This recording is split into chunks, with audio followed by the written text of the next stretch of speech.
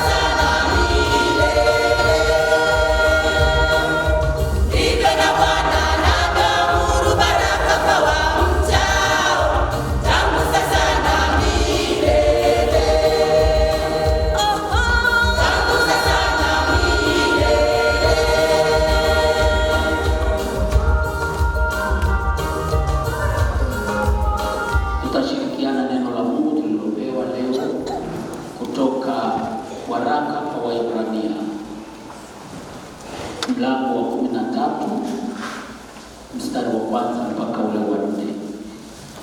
Biblia ya New Version ukurasa wa 1184 na ni mlango wa mwisho wa kitabu cha Ibrania. Waraka kwa Ibrania mlango wa 13 mstari wa kwanza mpaka wa 4. Niwatangulie kusoma kwa msaada wa Bwana. Upendano wa ndugu na udumu. Msisahau kuwafadhili wageni, maana kwa njia hii wengine wamewakaribisha malaika pasipo kujua. Wakumbukeni hao waliofungwa kana kwamba mmefungwa pamoja nao, na hao wanaodhulumiwa, kwa vile ninyi nanyi mlivyo katika mwili.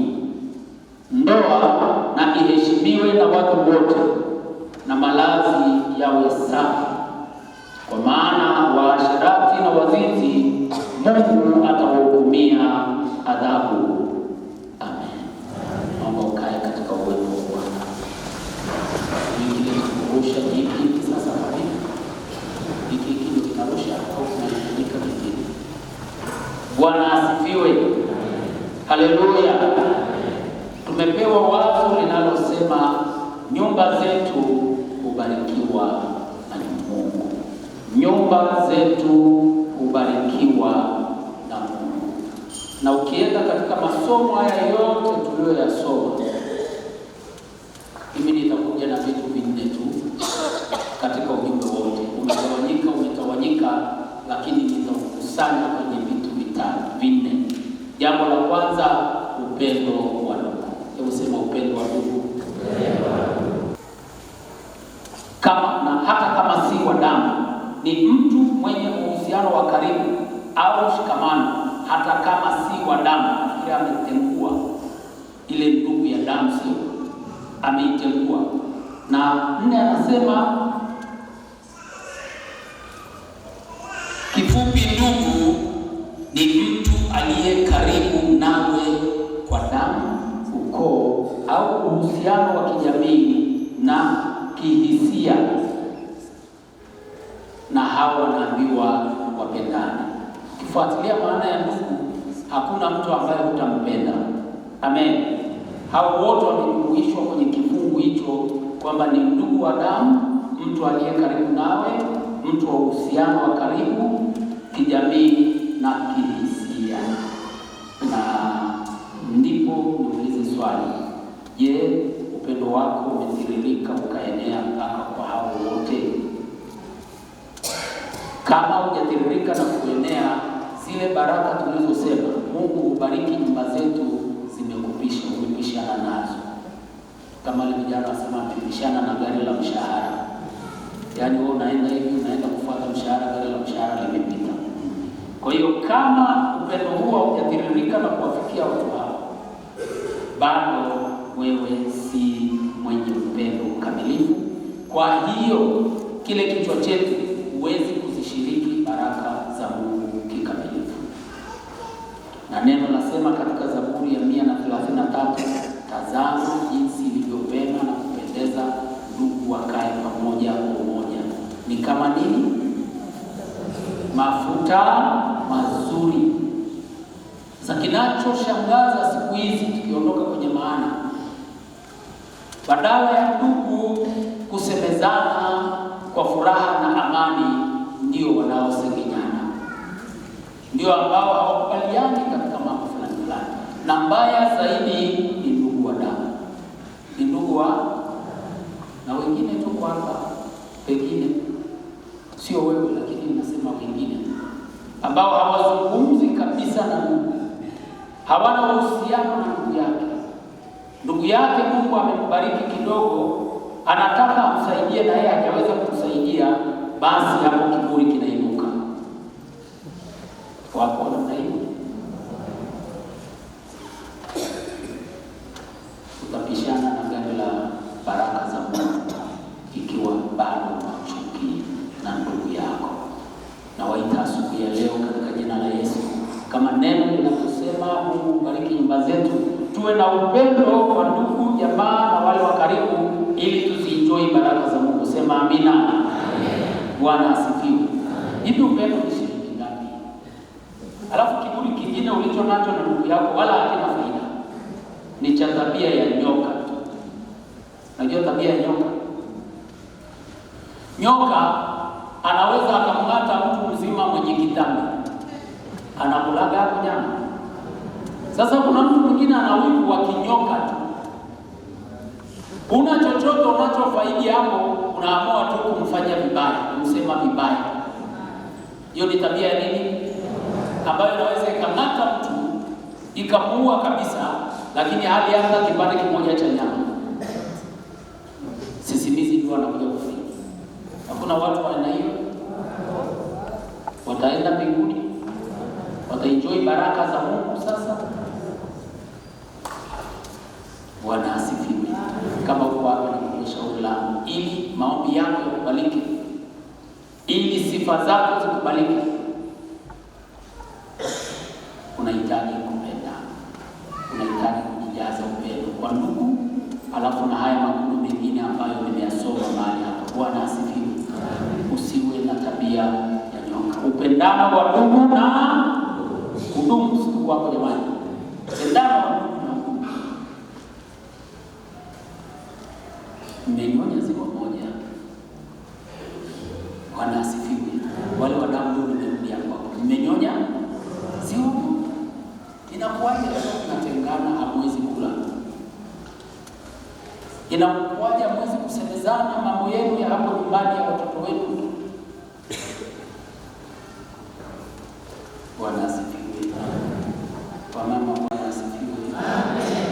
Lakini saa nyingine Bwana unaleta shida kwa watu.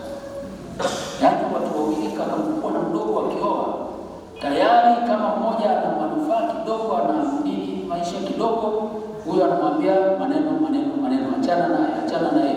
Na watu ambao wamenyonya ziwa moja wameendelea kula wakipigania kwenye sahani moja miaka yote, wakati wakiwa ndugu, mnakuja mnawatenga. Hiyo dhambi mnaitubia wapi? Hamna wamama wa namna hiyo? Wapo. Mimi nakumbuka bwana. Sasa tuseme kitu. Zamani hapakuwa na self service. Au haikuwepo. Ugali unamwagwa kwenye kitreli kubwa hapo. Labda mboga bakuli 2-3. Alafu unapiga hapo, weka hapa ndio unapiga pamoja mchicha nini na wale wao kama na nyama. Bwana asifiwe. Sisi kama kuna uzoefu wa aina yangu. Mama alikuwa anasema tukanja nyama hadi na mtu ana uzoefu wa kuge na mimi. Alafu mnazipangia hapo pembeni wa ndugu ili msikurumiane. Unaona tusile kwanza, tufanye. Ukiona nyama unaweka pembeni, wewe unapiga mchicha wako. Nyama pembeni unapiga mchicha wako. Mwishoni mnahesabu 1, 2, 3. Ikibaki moja mnamofoleana. Leo hivyo ninyi wamama mlipoolewa mmekuja kututenga zaidi. Sio wote wapendwa, lakini wapo. Nasema achana naye. Ndugu walionyonya ziwa moja, waliokula ugali kwenye tray moja, leo wanakuja kupatikana.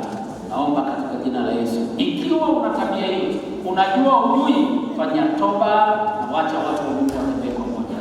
Mtabarikiwa na Bwana. Amen. Haleluya. Kama kuna mambo yanayoweza kushirika wetu na Mungu ayaondoe.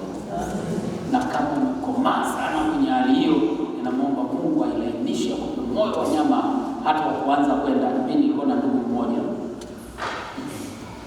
amelala, alikuwa mkorofi kweli. Ndugu yangu sio hapa kwa mama, ndugu zetu korofi kweli, anakorofisha ndugu zake kweli, lakini alijua kutengeneza kweli. Sema alijua kutengeneza. Sasa kilichokuwa kinakushangaza, akisha gombana sana na kaka yake, wanagombana ile kweli, unasema hapa wanaweza kuwana.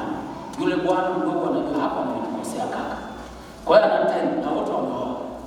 Anamtime kaka yake akiletewa chakula, anakwenda anajisqueeze, anaenda kula na kaka yake. Kaka anamwangalia, anataka kumng'ata, anashindwa. Jamaa anakula tu na kaka, ikibidi ale tu afanyeje sasa? Anakula Alafu akitoka hapo anakuja anasema nimegombana na kaka. Tulikuwa tunakula naye chakula sasa hivi. Nenda mkate nyumbani. Na inakuwa imeisha. Bwana asifiwe. Kama huwezi kusema naomba msamaha mtaimu wakati anapokula, nenda pale na wewe kula hapo hivyo hivyo. Akasirike akubali, lakini wewe unajua unachokifanya ni nini? Matengenezo. Kusema amina. Maisha yaendelee. Alafu na kaka anakuja kuambia, hivi kwa nini yake kumai? Nyinyi kumai yani kashoma, alafu nyasha yashoga kwa sasa. Haleluya. Vitu gani vinasababisha upendo unakosekana katika familia, katika jamii? Moja ni binafsi tu, tuseme binafsi. Uhitaji, vile neno linasema ukarimu, tutaenda neno la pili, habari za ukarimu. Uhitaji kwa ukarimu kwa ndugu, kwa jamaa, kwa jirani, huo binafsi unafunga baraka zako. Tunaitwa asubuhi ya leo katika jina la Yesu kuondoa binafsi na kuvaa ukarimu katika mioyo. Tusema amina. Jambo lingine ni kukosa mawasiliano mazuri. Vitu vinavyoondoa upendo katikati ya watu. Wewe mume umeenda mwezi mzima hujapiga simu kwa mke wako unamuuliza habari za hapo nyumbani. Wewe unafikiri uhusiano huo utaendelea kujengwa katika upendo kweli? Si mawazo machafu yanaanza kuingia, huyu bwana kwa alipigia simu labda. Hayawezi kuingia mawazo ya namna hiyo. Mawasiliano si ya simu tu, hata hapo nyumbani. Sema hata hapo nyumbani. Na watu wananuna kutoka asubuhi mpaka jioni. Hadi mwenzake anapitia hali gani kwa sababu ya kununa tu. Hawasemezani. Ni chakula kinaletwa mezani kimya, kula usile, kimeshaomba shauri yako. Mtu hajui mwenzake anapitia hali gani. Anasema jambo linaloondoa upendo katikati ya watu, na pili ni kukosa mawasiliano na mawasiliano mazuri. Tunaitwa asubuhi hii kuwa na mawasiliano mazuri katika familia. Amen. Mke na mume kuweni na mawasiliano mazuri hapo nyumbani. Wazazi na watoto kuweni na mawasiliano mazuri. Familia na familia tuwe na mawasiliano mazuri. Haya yanajenga furaha kwenye moyo, na furaha inakuongezea pia afya. Amen. Inakuongezea nini kwa kweli? Afya. Jambo lingine linaloondoa upendo katika familia ni chuki na kinyongo, na vingine vya siri kabisa usemi, lakini viko ndani, vinaondoa ile nguvu ya upendo katikati ya watu.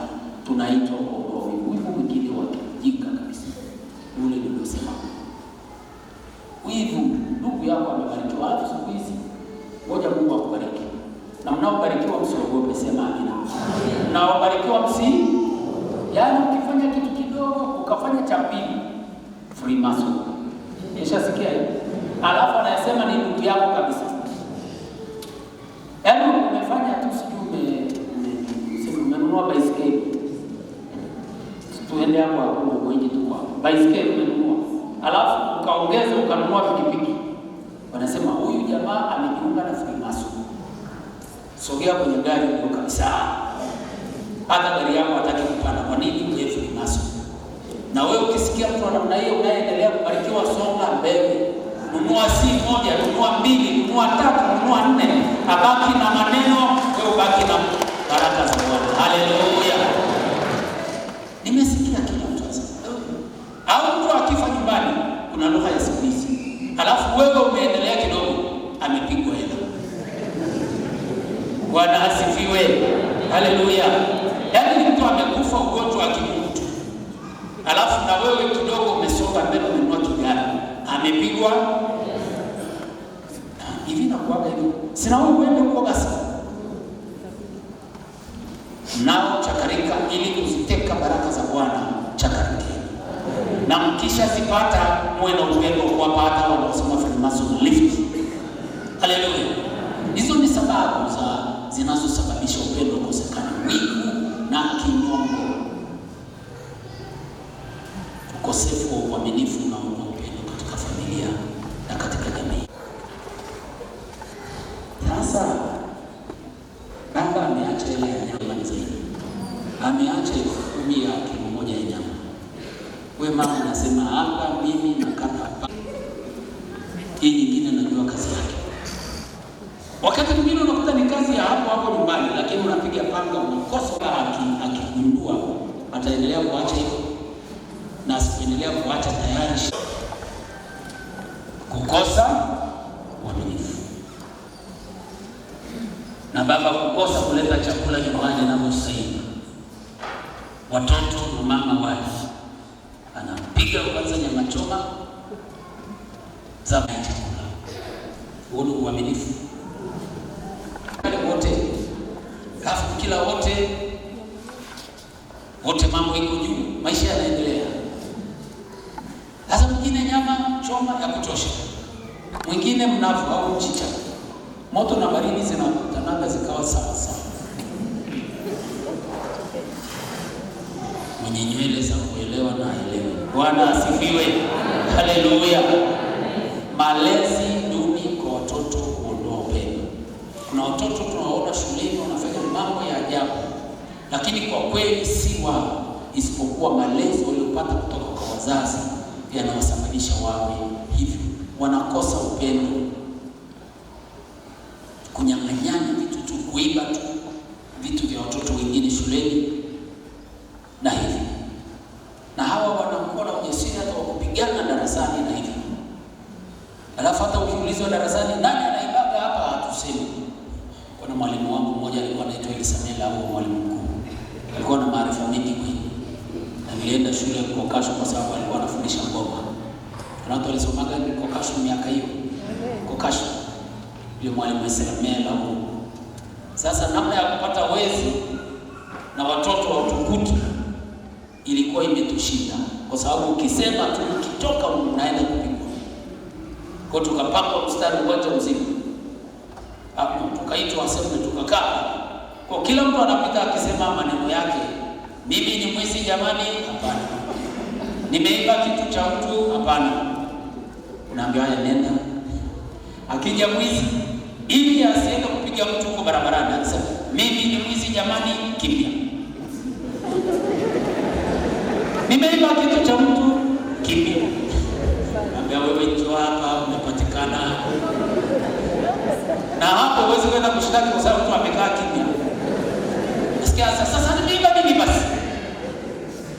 Watoto wasipopata malezi mazuri huko nyumbani, wanahamishia kile kinyongo kwa watoto wengine shuleni. Kwa hiyo malezi mazuri kwa watoto wetu ni muhimu sana. Lakini kubwa sana pamoja na haya yakitokea ni kukosa kusameheana. Maana wasamehe watu makosa yao, na Baba yenu wa mbinguni atafanya nini? Atawasamehe. Makosa hayana budi yatakuwepo, lakini nyutro ya kwake ni kusameheana. Tusameheane basi. Watu wa Kiingereza tumekoseana, tusameheane basi. Familia mmekoseana, sameheaneni basi. Baba na mama mmekoseana, sameheaneni basi. Kwa nini kusamehe shida? Sasa watu wengine wanaweza kuambizana tu hapo kitandani, baba tusameheane, mama tusameheane, maisha yaendelee. Wanaleta mpaka kwa mchungaji. Mpaka mchungaji anajua kumbe wamegombana hao. Wanapeleka dawati. Wanatangaza mambo yao, alafu bado watarudiana tu. Simalize hapo ndani. Bwana asifiwe. Jamani, situmalizane tu hapo ndani ya ishi. Amen. Hebu mshike jirani yako mkono. Muone kama ni yule aliyekukosea. Mwambie tumalizane ya ishi. Tusameheane. Maisha yaendelee. Kapike cha nne. Bwana asifiwe. Sameheane kitu hivyo tu. Alafu shida unamaliza utajiri wenu. Sema tunamaliza hapo utajiri wetu. Ukienda huko unatoa na jamvi. Si ndio kuna jamvi la kuzungumza. Ile ambayo ungekula kitimoto na mume kule nyumbani, weka kwanza. Ungekula na mke nyumbani, weka kwanza. Ni uchumi mmeharibu. Malizaneni hapo ndani, maisha yaendelee. Amen. Haleluya. Yako mambo mengi. Lakini katika somo pamoja na undugu, pamoja na kupendana, anasema neno kubwa. Msisahau kuwafadhili wageni.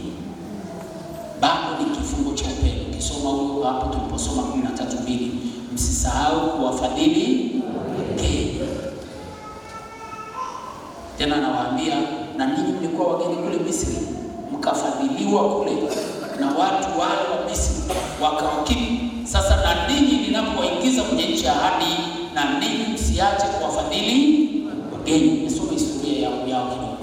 Kwa namna ya kumsaidia mgeni na mhitaji, walipovuna Waisraeli waliweka gunia hapo mlangoni la mahindi.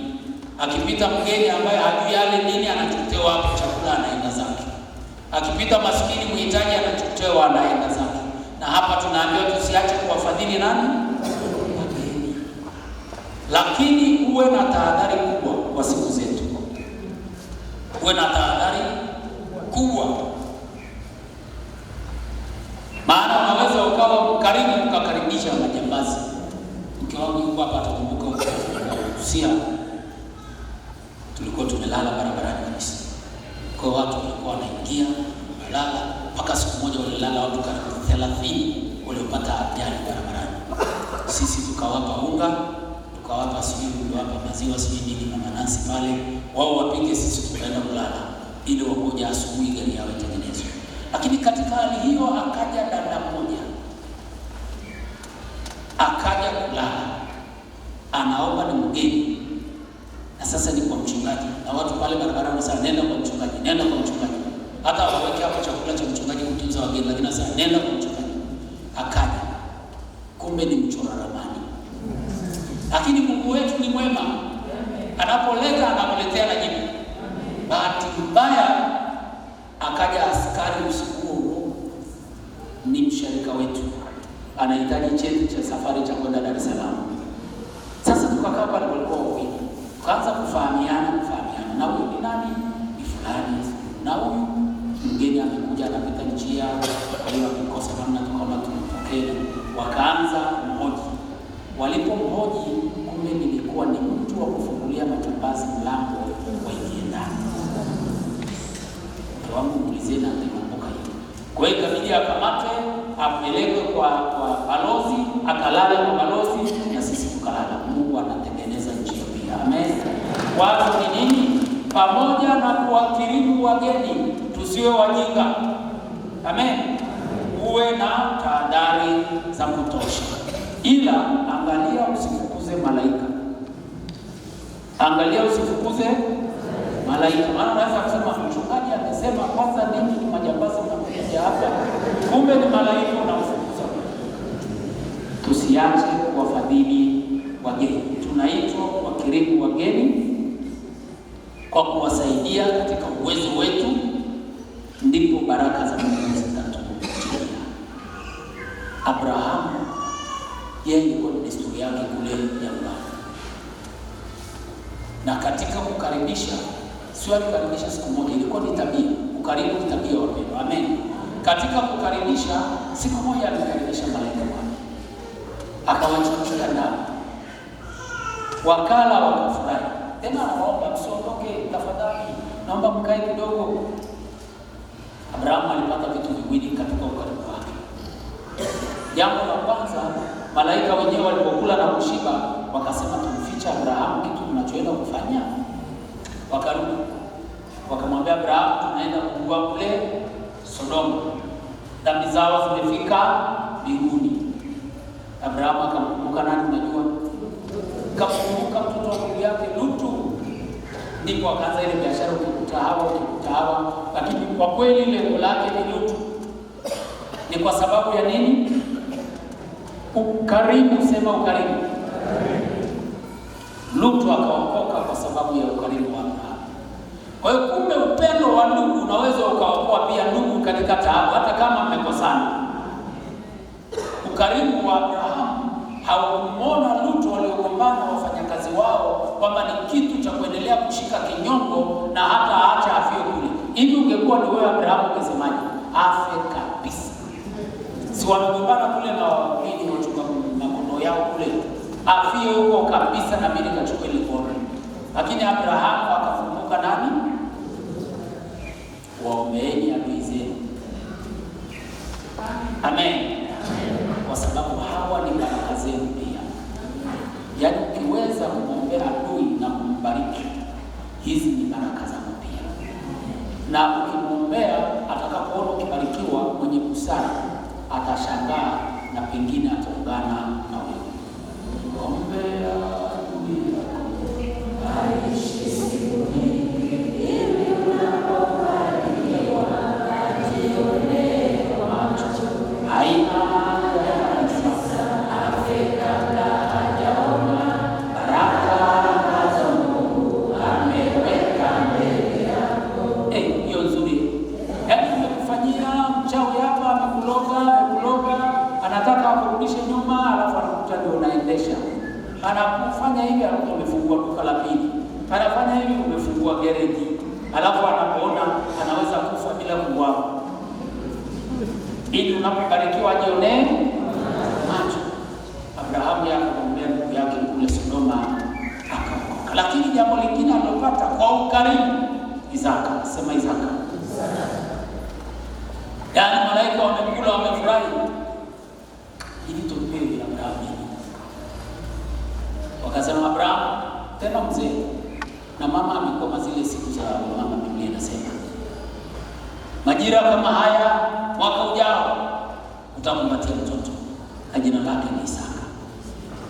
Sara anawia aibu, akacheka huko jikoni, lakini malaika akamwambia, je, kuna jambo Mungu lisilowezekana kwa Bwana? Wapendwa, ukarimu unalipa. Sema ukarimu unalipa. Amen. Abrahamu akapata kuokoa ndugu yake, lakini pia akapata mtoto. Tena akaitwa baba wa mataifa mengi kabla hajapata mtoto.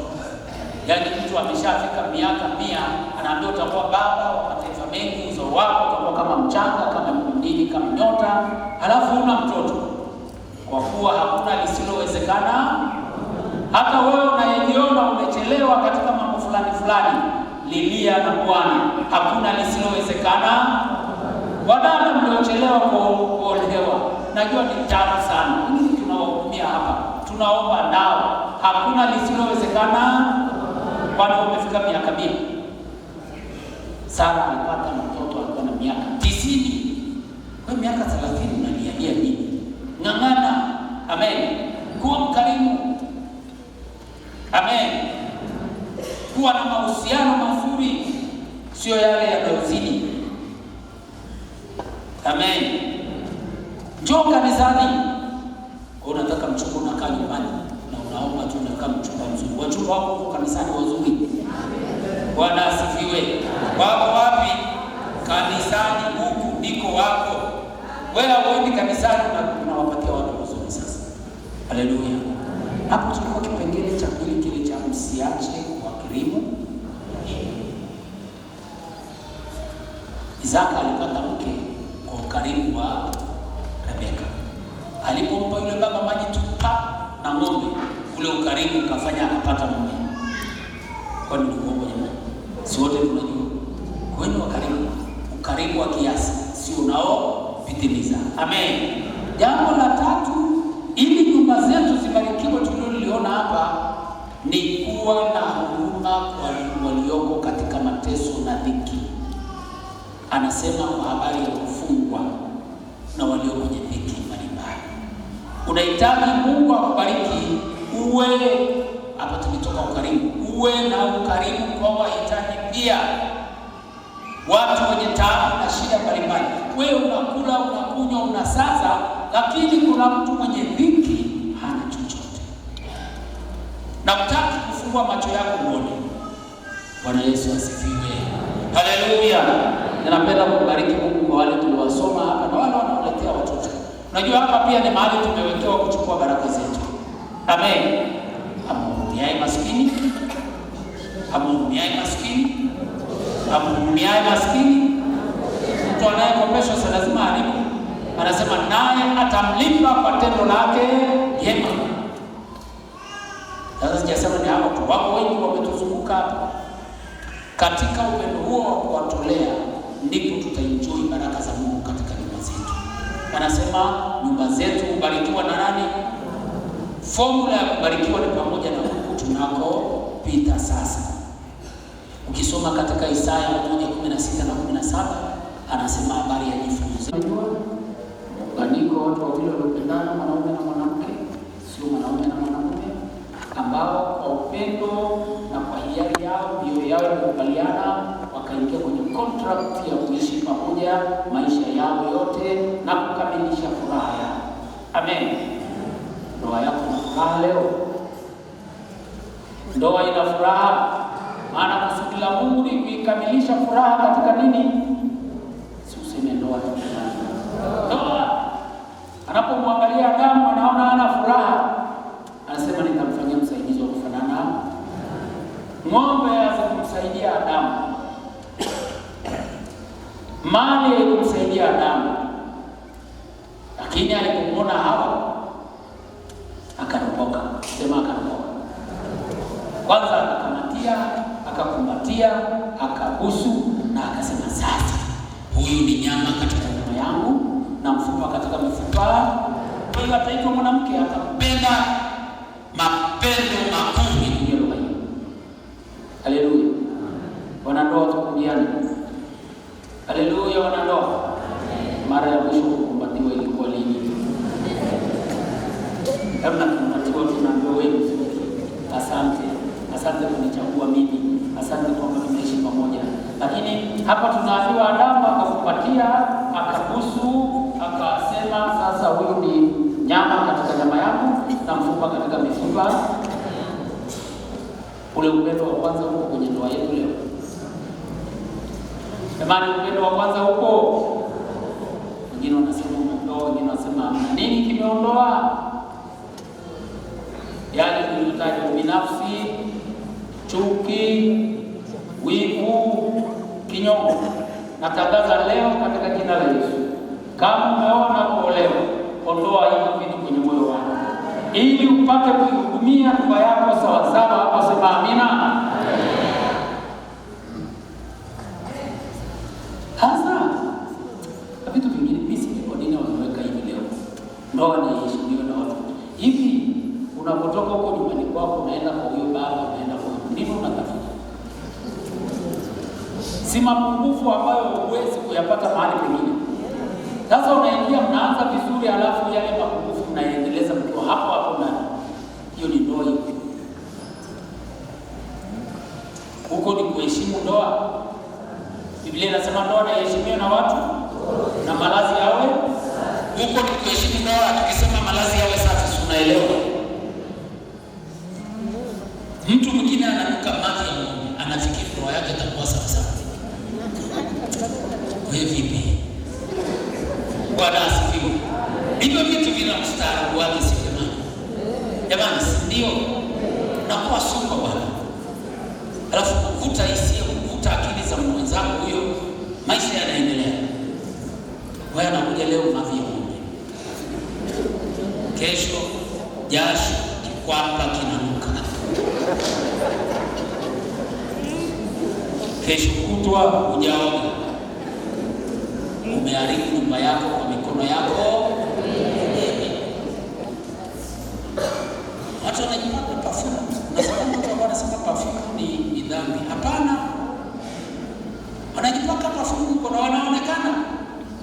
Wanapojipaka perfume huko na wao kija ni mavi ya ng'ombe, unafikiri kuwa zitanusa wao.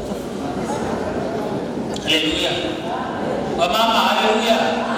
Kwa baba haleluya. Eti wababa sasa tunapenda kusikia vizuri. Tunapenda kusikia mavi ya ng'ombe. Tunapenda ng'ombe sana maana sisi tunanunua. Lakini kwa kweli hatupendi wake zetu wanukie mavi ya ng'ombe kila saa. Na huyo na akili, mwambie jirani yako, mama utoe na akili. Mzee akianza kurudi perfume. Yaani kuna mtu anataka kumwambia mtu wake usiendelee njia kwako. Umenielewa kwani? Umenielewa? Kwani siku hiyo baba anatoa hela ya perfume jamani, zile tunazokata panga na nini, sisi ndio tunaboresha. Sitakuwa umeheshimisha ndoa yako. Ndoa na iheshimiwe na watu.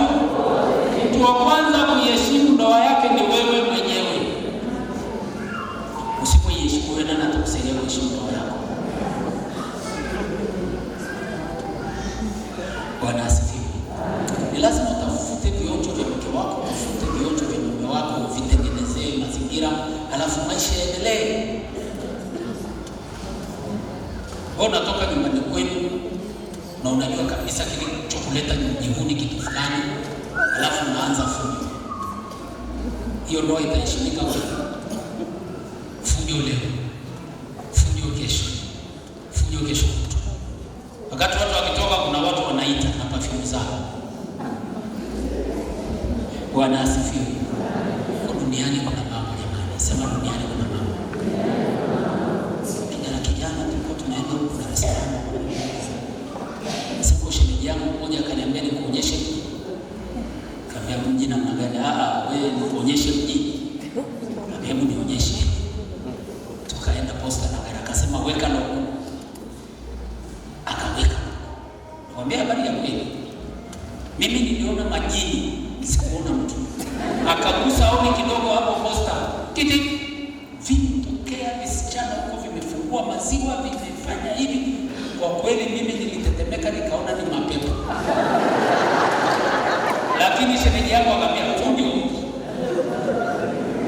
Hasa wewe kipitu. Mavi ya ng'ombe. Na huko posta kuna hivi. Sio kama hapo na mchicha wako. Ndoa na iheshimiwe na malazi yawe. Hata hicho kitanda kitandikwa. Hivi leo umetandika. Situpashane tu jamani. Baba akitaka kupumzika mchana leo, mama umetandika kitanda. Kwani kazi ya kutandika kitanda ni ya nani wewe? Ni ya sote, lakini zaidi nani sasa? Akijatandikwa unafikiri furaha itakuwa moyoni? Itakuwa ile kinyongo ya ndani ya siri. Mwanamke hapa nimeoa Mungu. Acha tu nitoke nikatembee. Na anakuaga vizuri, ngoja ni nyoshe kitandani, hakuna furaha. Sisi nimeenda sana. Haleluya. Mimi nafundisha habari ya upendo ambao Mungu atabariki familia zetu. Kwa upendo ukiwepo, baraka zinakuwepo. Na tumeimba nyumba kubarikiwa mahali ambapo pana upendo. Mungu wa mbinguni, yeye anayetuita kwa njia ya ujumbe huu, atupe hekima kwa njia ya Roho Mtakatifu wake, akatufundishe zaidi juu ya haya tunayojifunza. Kila mwenye pumzi aseme amina.